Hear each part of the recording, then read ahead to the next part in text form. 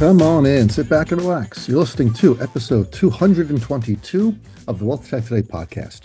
And I'm your host, Craig Iskowitz, founder of Ezra Group Consulting. And this podcast features news, interviews, analysis, and information on the trends and best practices all around wealth management technology. My guest for this episode is Bill Capuzzi, the CEO of Apex FinTech Solutions. Really enjoyed this conversation with Bill. I've known him quite some time. So Bill's been the CEO at Apex for over 8 years now. He's also a partner at Peak Six Investments, which is the owners of Apex. And they launched Apex back when they acquired the clearing operations of the old Penson Financial Services. That was in 2012. Time flies, man. Bill's also an investor at Edison Partners. Now, before Apex, Bill was the CEO of an equity trading outfit called G-Trade. He was also, before that, a director at Pershing.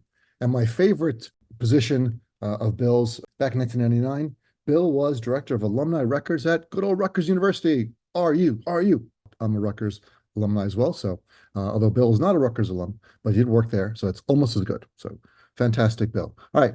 Before we get started, let's talk about tech stacks. Now, at Ezra Group, we've seen tech stacks of hundreds of RIAs. And let me tell you, most of them are loaded down with tech debt. So you shouldn't feel too bad about yours. But let's face it, tech debt is like a giant anchor holding back your business growth.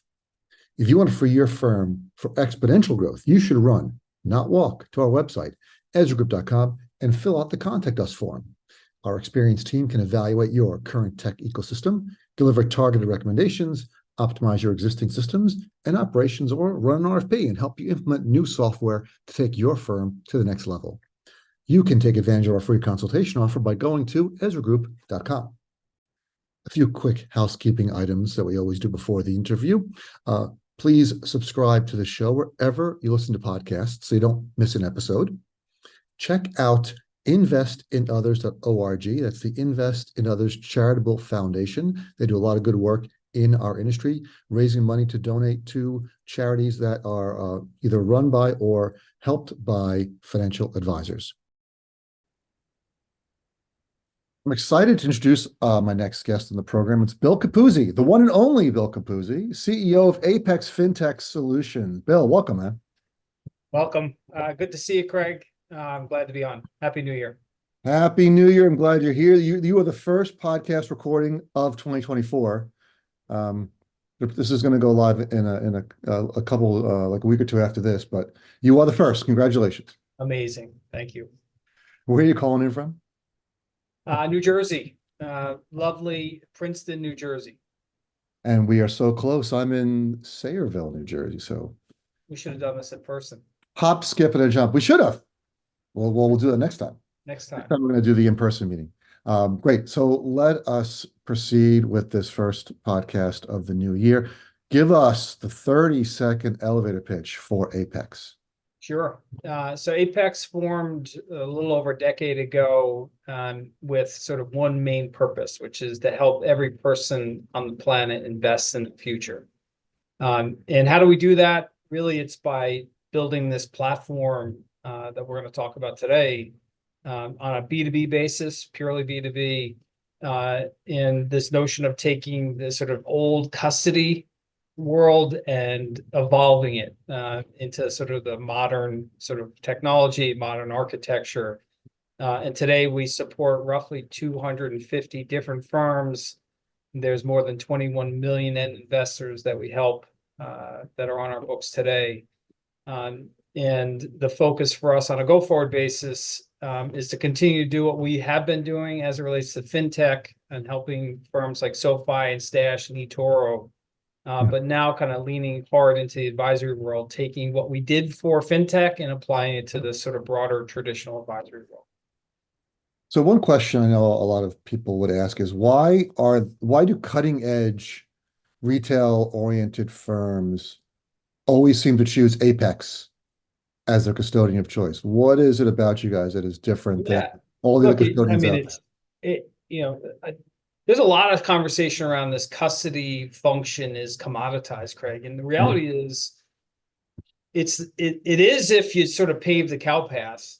It's not if you want to sort of drive change, right? If you want to open accounts in seconds, if you want to fund immediately, if you want to send confirms and statements electronically, if you want the entire experience to be real time to the extent possible, while at the same time dotting I's and crossing T's on rules and regulations, and thirdly, having enough capital to actually support that business, right? So this combination of amazing technology, following the rules to the T, and having the capital base to be able to support sort of a growing client base, that sort of creates that defensible moat around Apex and how we support that fintech world today. That's a great phrase. We don't pave the cow paths. I'm going to use that. You already did. I'll use that inside of Apex for my Right, team. exactly. You should. The one of the reasons why I wanted to have you on was some of the news you guys recently came out with, and one of them um, is your alliance with Orion. So, can we talk about what you're doing with them, why you're working with them? It'd be either the first ones, and how Orion clients are going to see a difference when they're opening accounts on Apex. Yeah, let's start with it's about the people you work with, and it was started with Eric Clark, now Natalie. The DNA of Orion people and the DNA of the Apex team just gelled early on in our sort of relationship with each other, and the ethos of Orion and the ethos of Apex in terms of what we're trying to accomplish seemed to line up pretty well.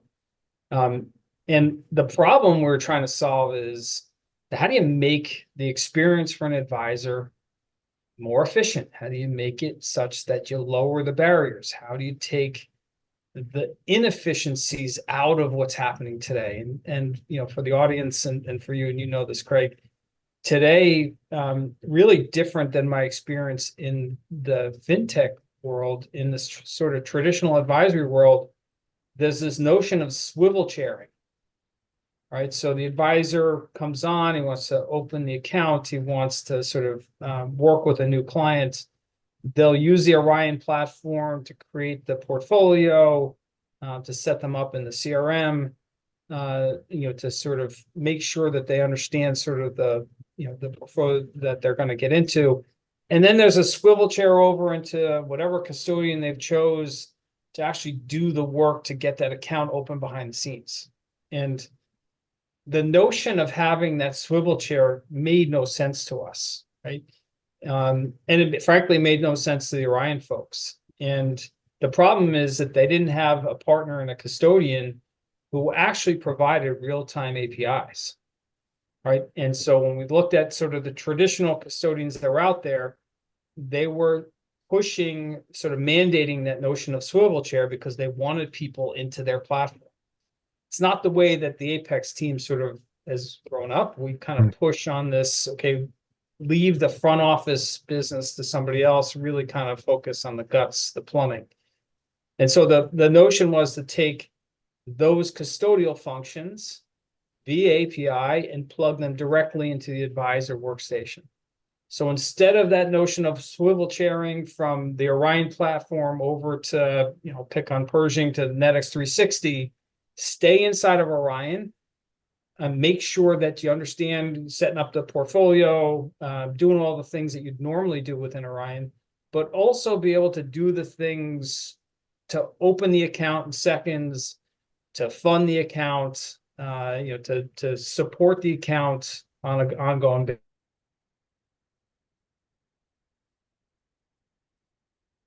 Platform. The mandating the swivel chair by custodians is something that's a bit of a pet peeve of mine. Now, it has gotten better. You mentioned Pershing. We don't want to leave out Schwab and Fidelity. They also had that issue for a while where they were mandating you can start the account opening process in any vendor platform you wanted, whether it's Orion or Tamarack or Black Diamond or Morningstar, but then you had to finish it on their website with their e-signature. And that's just the way it worked. Now, both vendors, I've spoken to all three of those vendors, and they are slowly changing. I know Fidelity and Schwab are working on changing that, and they've allowed a number of clients to use their own. They have to get approved, to be able to use their own e-signatures and other technologies to finish the account opening, but still not ubiquitous across all accounts are not open that way. So what is it that about Apex? Maybe this leads us into the next topic, which is the onboarding edge. How does Yeah. the onboarding edge technology that you announced facilitate this? Yeah, look, so let's rewind the tape, right? It's 10 years ago. We have folks like Robinhood and Betterment, Wealthfront, and they're trying to sort of break into this world of investing. And what they needed was on a phone, right? They needed the solution to open an account to be as real time as possible, right? To the extent that we follow the rules, we dot the I's or cross the T's, we make sure KYC and AML are done properly. But why do you have to have paperwork? Why do you have to send an email to somebody's, to email address with a DocuSign for someone to go in to accept it? We spent a lot of time with FINRA making sure that we follow the rules, but did it in an incredibly efficient way, right? And we measure account opening from start to finish to the extent that Craig fills out the account opening and you do it properly and that you're not breaking any rules in terms of KYC or AML, that should happen in 5 seconds or less. No paperwork, you should get accepted and you should get an account number back. Okay, now you fast forward, Apex is leaning into the advisory world, and we looked at, okay, well, why is that not happening in this sort of traditional advisor world? Okay, it's complicated, it's a little bit more complicated because you have an advisor who's supporting an end customer. You got to make sure that advisor is doing the right things. But the tenets are exactly the same, right? Which is, how do you make the process as efficient as possible? And if there's something that breaks, get a little nerdy here, but if you, as the advisor on behalf of an end customer, Craig, you type in the wrong social security number, you should get an immediate response that says, hey, this social security number for this person does not match. Something's wrong here, right? And in our industry, we call that NIGOs, not in good order. But that happens days later. Why doesn't it happen real time? Why does that response not come back to the screen and say, hey, this is wrong. There's something off here. And this notion of Apex Edge is to take those amazing things we built for the fintech world and apply it to the advisory world, and really apply them in 3 different ways, right? One we talked about with Orion, which is, hey, take our APIs, right? Whether it's the Orion platform, you talked about Morningstar, whether it's Advizon that we're working with, InvestNet, take the APIs and plug them directly into the platform. Okay, that's number one. The second is, okay, you don't have technology resources. You do a number of things yourself. Hey, Apex, give us a front end. Okay, so we've taken those APIs, we packaged them into a front office tool, which we'll be talking about at T3 in the next couple of weeks. And then the third option of this Apex onboarding edge is via bulk, is to take advantage of the ACATS, and get too nerdy on you, but within the bowels of our industry through DTCC, there's something called ACATS, which allows for you to do bulk transfers and take that process or on ACATS plus this real-time account opening function that we built and allow for advisors to transition an entire book of clients from one custodian to the other, to Apex in this case. Instead of it being weeks, months for that to happen in hours and days, which obviously cuts down a lot of the back and forth within clients. So that notion of the edge platform really kind of manifests itself in 3 different ways. Bill, you can't get too nerdy for this podcast. This is the WealthTech Today podcast. Tech is in our name. Awesome. We love to get nerdy. So can you go another level deeper on that? So how are you Sure. leveraging these ACAT rails and differently than other firms are doing it? There's other advisor tech transition tools out there. What makes Apex's more robust, more scalable, faster to use? Yeah, so ACATs have been around a long time, and it's effectively industry's tool to take an account from Fidelity and move it to Apex. Mhm. But the process, the wrapper on both the receiving and the sending firm is really kind of where the magic happens or not, right? And so ACATs are initiated from the receiving firm. So in this case, an advisor comes on to this platform, they're using Orion, and they say, hey, I want to transition this advisor's accounts from Schwab to Apex. What they'll do is they'll come on, they'll basically put in the account numbers, and via these real-time APIs that we have, we'll immediately route through the ACAT system, which again is owned and operated by DTCC, which I'm a board member of, by the way. It'll basically route those real-time messages through ACAT. They'll end up at Schwab and it'll say, hey, we're transitioning these accounts, these 50 accounts under Craig Iskowitz, the advisor. We want to initiate those and move them, okay? The real-time APIs now are effectively now going to send you, as the advisor, an update. It's going to say, okay, it's initiated. And the transition process through that ACAT Rails is going to continue to sort of evolve and give updates, which will then pass those updates to you via either the APIs that you plug into your own front end or this platform that Apex is providing, this front office tool. But that initiation today for all the other custodians happens in a batch fashion. With Apex, because we built real-time APIs, we can take advantage of a bunch of things in the ACAT system that's owned by DTCC to speed up that process, one. And then number two is do it in bulk, is take all of your accounts and shoot them across these APIs in one shot and move the entire transition book over electronically, right? Without a lot of you hand-holding each one of the accounts across to pull them across into Apex.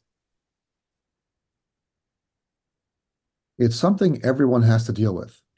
There's no. Well, I'll tell you, I talk about this notion of an inchworm in our industry, and we spent a lot of time. I'm sure you've seen Michael Kitz's placemat. Well, you work with him on this, right? Think about how that. Hello, Bill. Let me knock on the window here. Yeah, Mike and I work on that together. Yeah. Well, think about how that thing has evolved. Oh, the placemat? It's not a placemat. This is a high-tech map of applications in our industry. It's a WealthTech map. It's not a placemat. Come on. Okay, what do you want me to call a map? Okay, I'll call it the map. Okay. The map. Okay. Think about how that map has evolved over the course of the last 10 years, right? How many more names are on there, which is amazing, by the way, for our community, right? There's a lot more choice in all the different buckets that are on the map. The problem is a lot of them are only as good as the weakest link, right? The back of the inchworm, I'll call it, which is, the custodial layer, right? So without real-time data, without real-time APIs, the information on a lot of those platforms that's on the placemat or on the map are only as good as the back of the inchworm, right? And I think the push for Apex, again, to sort of take what we did for fintech and apply it to advisory, there's no reason for walled gardens, right? Our job is to allow for real-time transfer of information and to allow for us to support end clients, to the extent that they, the way that they want to be supported. Yeah, I mean, that's what it's all about, right? Is supporting clients how they want to be supported. Yeah. And that's changing over time, right? Clients or the expectations of clients in how they are supported by their advisor, because they're often using some of your other clients' technologies and they're seeing the world how it could be if everyone had, I hate using this term, but frictionless account opening and frictionless trading and other aspects of wealth management. Well, you think about, I don't know if you caught Chip Rome's presentation. I always love going to his conferences. Yep, I was there. I mean, the most recent one in San Francisco. Yeah, in San Francisco, the keynote was really interesting. One of the things he talked about was one of the slides I found particularly interesting was that 2% of the fee-based financial advisors account for 32% of the net flows. Mhm. And that 2% is sort of this notion of the hybrid advice / robo. Like, I think robo is now a dirty word, but this notion of those advisors, and we're talking the Vanguards, the Personal Capitals, the Edelman Financials, that are creating this sort of hybrid advice solution. They're pulling across 32% of the net flows, and they account for 2% of those, sort of the total number of advisors that are out there in terms of actual number of advisors. What it tells you is that there's an opportunity for us to continue to lean in. And look, I sit in the custody seat, so of course I'm going to say this, but back to the interim comment, I think this hybrid model is the right one, is sort of the winner. Fast forward 5 years from now, and the way that hybrid advice is administered, in large part, has to do with how efficient the custody side works, right? Which is really kind of where we're focused, is how do you take the friction out and make it such that, A, you're following the rules. Obviously, you got to follow the rules, dot I's, cross T's, but do it in as efficient as a way as possible. Why is that the winner? Specifically for the hybrid model? So we've seen the hybrid model succeed. When you're referring to as a digital advice delivery that has a human component, when you mean hybrid. Yeah. Right. I mean, think about yourself, Craig, right? So you have times in your life where you need someone to lean in, right, and help, right? So I have 4 kids. I got one that's finishing college soon. I got, a couple more that are coming up. Hey, I need somebody to lean in and help me kind of figure out sort of how to get these 4 kids through college, right? There's sort of an episodic time when I need someone to lean in and help me kind of put a plan together, right? For the other 11 months of the year, let's just say this past year, it's not a set it and forget it, but there's a lot less interaction that's required, right? And what advisors need to do is stop working and spending a bunch of time on the sort of non-value add and lean into those times when people need them, right? And get rid of the friction. And so the focus, at least, where Apex fits in, is how do we lean into this industry and get rid of all the nonsense, right? This NIGO rate, right? 15% NIGO rate. 15% of the things we do in this industry are not in good order. 15% of everything we do breaks for some stupid reason. That's an average. I've seen higher. Right, exactly. That's the average. Think of a NIGO rate at 20, 25%. Think about all the people in this industry that are doing things that are non-value add.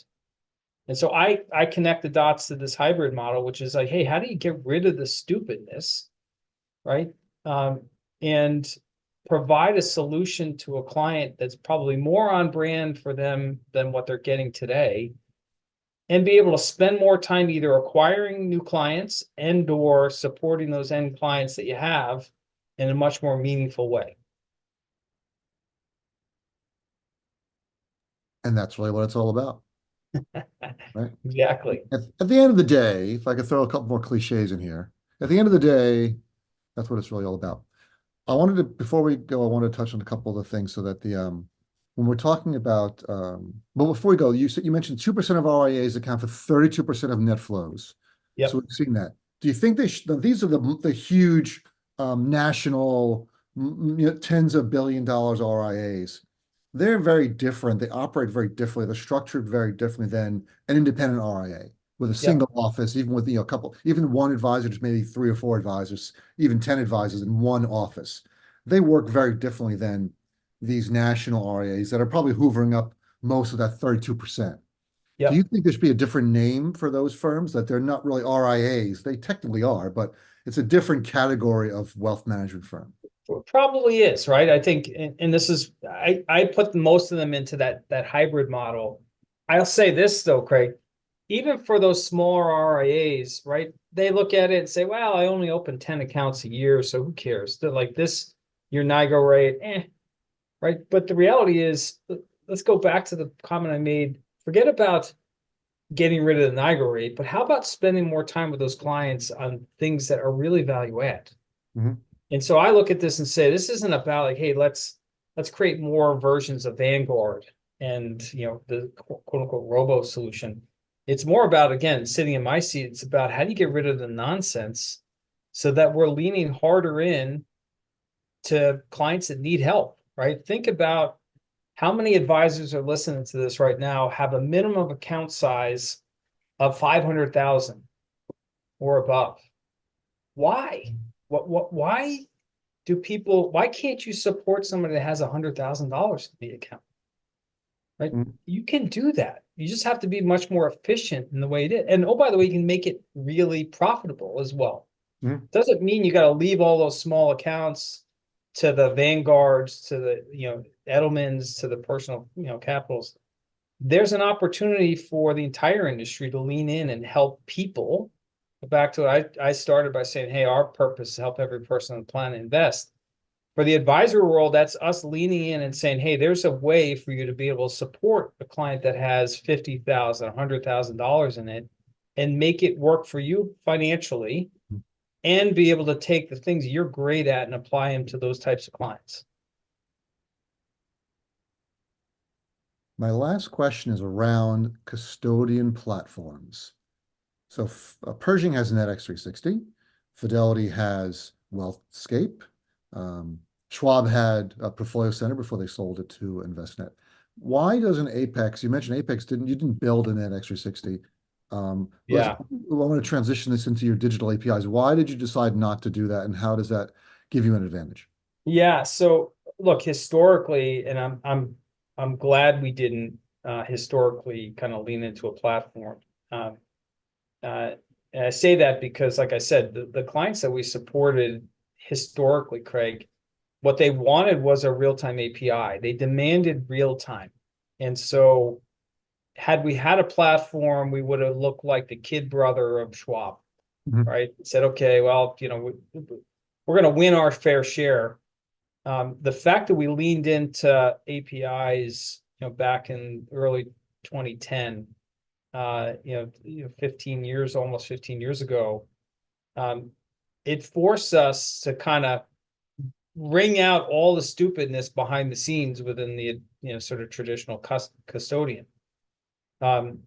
Fast forward to today, and I don't want to give away. We're going to have a big announcement at T3, so I'll leave that to the audience to Oh no, kind you of. can tease it. Tell everyone now. Like give a little I can't. taste. Well, it is about sort of an Apex platform, um, and the reason for it is that like I said, many of the advisors that are on this don't have the technology resources like some of these bigger fintech firms, but still want to take advantage of supporting smaller clients, want to take advantage of lower NIGO rates, want to take advantage of bulk transfers that we talked about, and need a platform to be able to do so from Apex. Historically, I've heard over and over again, "Hey, we love all that Apex is doing.